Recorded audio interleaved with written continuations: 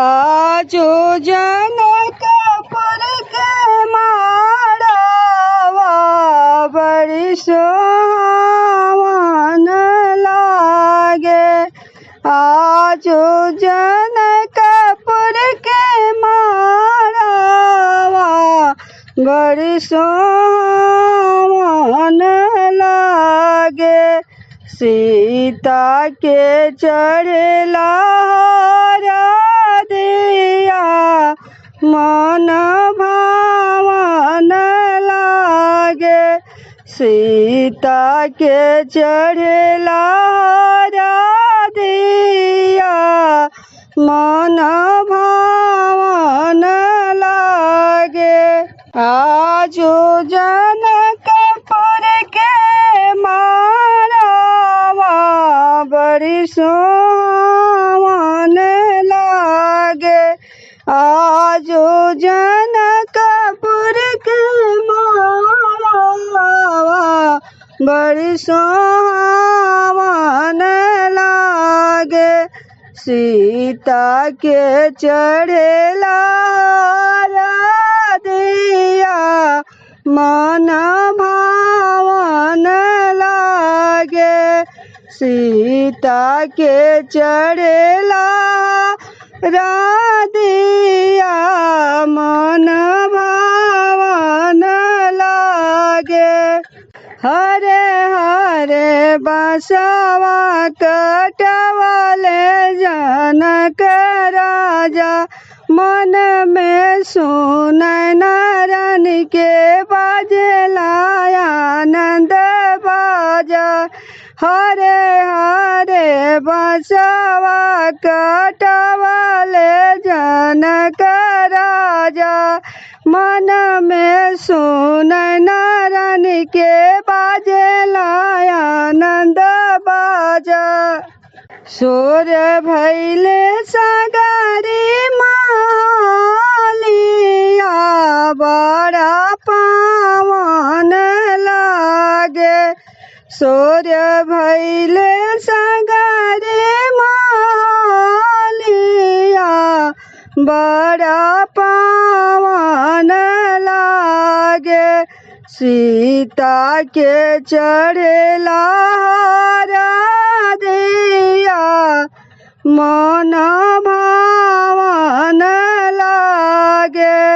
सीता के चढ़ला दिया मन भावन लागे।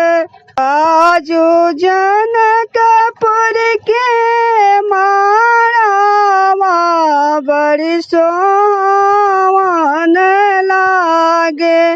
आजो जनकपुर में माड़वा बड़ी सोहावन लागे। सीता के चढ़ला दिया मन भावन लागे। सीता के चढ़ला दिया मन भावन लागे। धनी रे नगरिया के उमरल भगिया। धनी रे नगरिया के उमरल भगिया। लगली सुंदर सिया के अमर सोहगिया। लगली सुंदर सिया के अमर सोहगिया। चौका पुरावल आंगनवा बड़ा पावन लागे। चौका पुरावल आंगनवा बड़ी सोहावन लागे।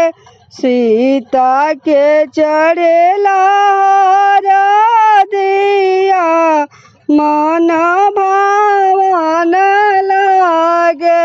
सीता के चढ़ला राधिया मन भावन लागे। आजो जनकपुर के माड़वा बड़ी सोहावन लागे। आजो जनकपुर में माड़वा बड़ी सोहावन लागे। सीता के चढ़ेला राधिया मन भावन लागे। सीता के चढ़ेला राधिया मन भावन लागे। आँखी के पुतरिया जे भेजी है अवध नगरिया। आँखी के पुतरिया जे भेजी है अवध नगरिया। धरती दर की जई है गिरी है बिजुरिया। धरती दर की जई है गिरी है बिजुरिया। झर झर बारिश नाये नावा जैसे सावन लागे। झर झर बारिश नाये नावा जैसे सावन लागे। सीता के चढ़ेला राधिया मन भावन लागे। सीता के चढ़ेला राधिया मन भावन लागे। आजो जनकपुर के माड़वा बड़ी सोहावन लागे।